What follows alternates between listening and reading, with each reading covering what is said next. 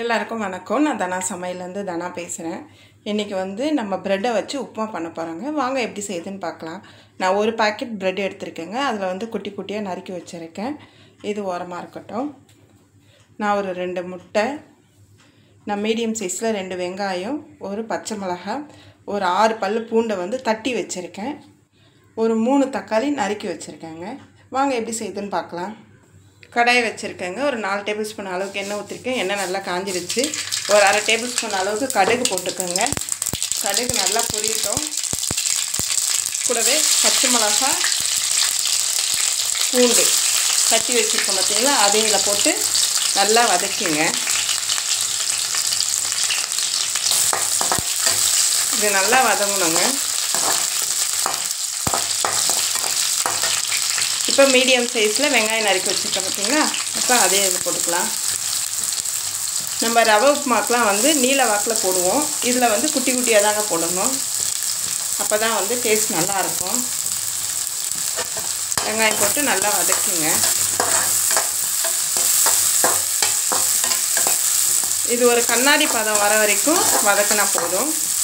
சீக்கிரமாக வதங்கிறதுக்கு நம்ம உப்பு போட்டுக்கலாம். இந்த உப்புமாக்கு தேவையான அளவுக்கு உப்பு, ஏன்னா ப்ரெட்டில் எப்படியும் உப்பு இருக்கும், அதனால் பார்த்து போட்டுக்கோங்க. இப்போ ஒரு அரை ஸ்பூன் அளவுக்கு மஞ்சள் தூள் போட்டுக்கோங்க. போட்டு எதையும் நல்லா மிக்ஸ் பண்ணிக்கலாம்.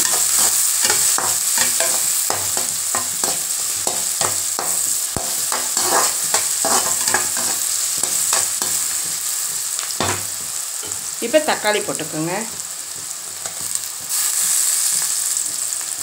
தக்காளி நல்லா குழையணுங்க. அப்போ தான் ப்ரெட்டோட சேரும். இல்லைன்னா தக்காளி வெங்காயம் தனியாக, ப்ரெட்டு தனியாக இருக்கும். அதனால் தக்காளி நல்லா குழைய வேக வச்சுக்கலாம். நம்ம உப்பு போட்டுக்கிறதுனால தக்காளி சீக்கிரமாக வெந்துடும்.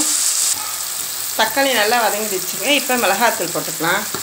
உங்கள் காரத்துக்கு ஏற்ற மிளகாத்தூள் போட்டுக்கோங்க. போட்டு நல்லா மிக்ஸ் பண்ணிக்கலாம். ஒரு 2 நிமிஷம் நல்லா வதங்கினா போதுங்க.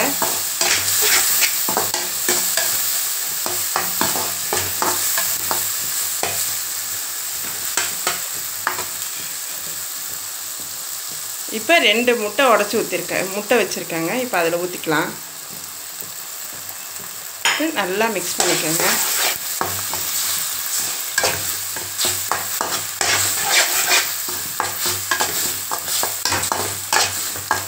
முட்டை நல்லா மிக்ஸ் ஆகிடுச்சுங்க வெங்காயம் தக்காளியோட. இப்போ கேஸை சிம்மில் வச்சுக்கோங்க. இப்போ ப்ரெட்டு நம்ம நறுக்கி வச்சுருக்கோம் பார்த்தீங்களா, அதை இதில் போட்டுக்கலாம்.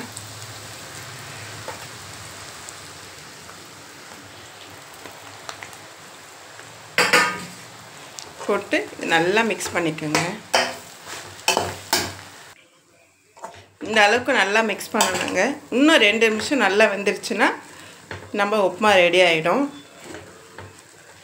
இது இன்னும் 2 நிமிஷம் கழித்து பார்க்கலாம். சூப்பரான உப்புமா ரெடி ஆகிடுச்சுங்க. இப்போ நம்ம கேஸ் ஆஃப் பண்ணிடலாம். ஆஃப் பண்ணிவிட்டு இப்போ நம்ம தட்டில் மாற்றிக்கலாம். அவ்வளோதாங்க, சூப்பரான ப்ரெட் உப்புமா ரெடி ஆகிடுச்சு. இந்த வீடியோ பிடிச்சிருந்தா ஷேர் பண்ணுங்கள், லைக் பண்ணுங்கள், கமெண்ட் பண்ணுங்கள். முக்கியமாக சப்ஸ்கிரைப் பண்ண மறந்துடாதீங்க. தேங்க்யூ.